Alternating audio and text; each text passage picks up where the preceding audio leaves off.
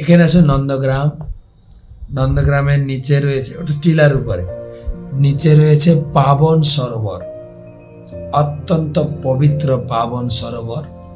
পাবন সরোবরের দুটো অর্থ দেখা যায়, অত্যন্ত পবিত্র কুণ্ড পাবন সরোবর। তো তখনকার দিনের গাই বাছুরকে জল খাওয়ানোর জন্য ভগবান নিজেই এই কুণ্ড তৈরি করেছিলেন। তারপরে সেই কুণ্ডে তিনি মূর্তিমান গঙ্গা, যমুনা, সরস্বতী, কৃষ্ণা, কাবেরী, সবাইকে এনেছেন, পবিত্র জল বানিয়েছেন। সেই জল দিয়ে নন্দগ্রামের সেবা পূজা, নন্দগ্রামের সমস্ত লোকেরা সেই ব্যবহার করত। একবার সেই পাবন কেন হলো, ওখানে একজন বিখ্যাত গোপ থাকতেন, বিশাখা দেবীর পিতা পাবন গোপ। সে ওখানে খুব বড় তপস্যা করে বিশাখা দেবীকে পুত্রী রূপে পেয়েছিলেন। পাবন গোপের নাম অনুসারে পাবন সরোবর। আরেকটা কথা হয়, পাবন মানে পবিত্র, এত পবিত্র ছিল পাবন, সমস্ত তীর্থের জল ছিল। তো আরেকটু কাহিনী বললে বুঝতে পারবে। একবার নন্দ মহারাজের ইচ্ছা হয়েছিল আমি একটু তীর্থ ভ্রমণ করে আসি, আমি একটু যাব প্রয়াগে স্নান করতে। প্রয়াগ স্নান মাঘ মাসের যে মকর সংক্রান্তি স্নান।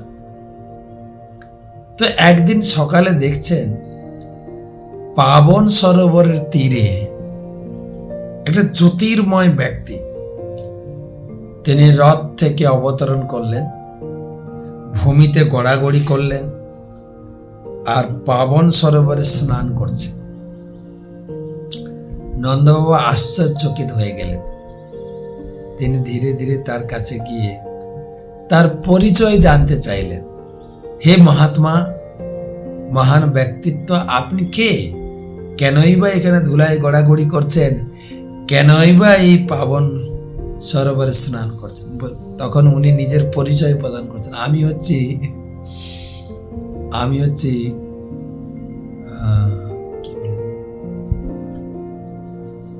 ত্রিবেণী সঙ্গমের সেই পবিত্র, কুম্ভ স্নান করতে চাই না আমরা, সেই তীর্থরাজ কি বলে এলাহাবাদে, কি তীর্থ আছে? তীর্থরাজ প্রয়াগ, সাক্ষাৎ প্রয়াগ। বলে আপনি এখানে এসেছেন? না, সারা দুনিয়ার লোক আমার তীর্থে স্নান করে পাপ ছাড়ছে, আমি পাপে ভারাক্রান্ত হয়েছি, সেই পাপ থেকে মুক্ত হওয়ার জন্য ব্রজে এসেছি। আর এই পাবন সরোবরে আমি স্নান করে নিজেকে মুক্ত করছি। নন্দ মহারাজ চিন্তা করছে, আরে আমি চাইছিলাম প্রয়াগে গিয়ে স্নান করব, আর প্রয়াগ সাক্ষাৎ এখানে এসেছেন স্নান করছে। তখন নন্দ মহারাজের বিশ্বাস হলো যে আমি এখানেই স্নান করব। তো পাবন সরোবর পাশে আছে আশেশ্বর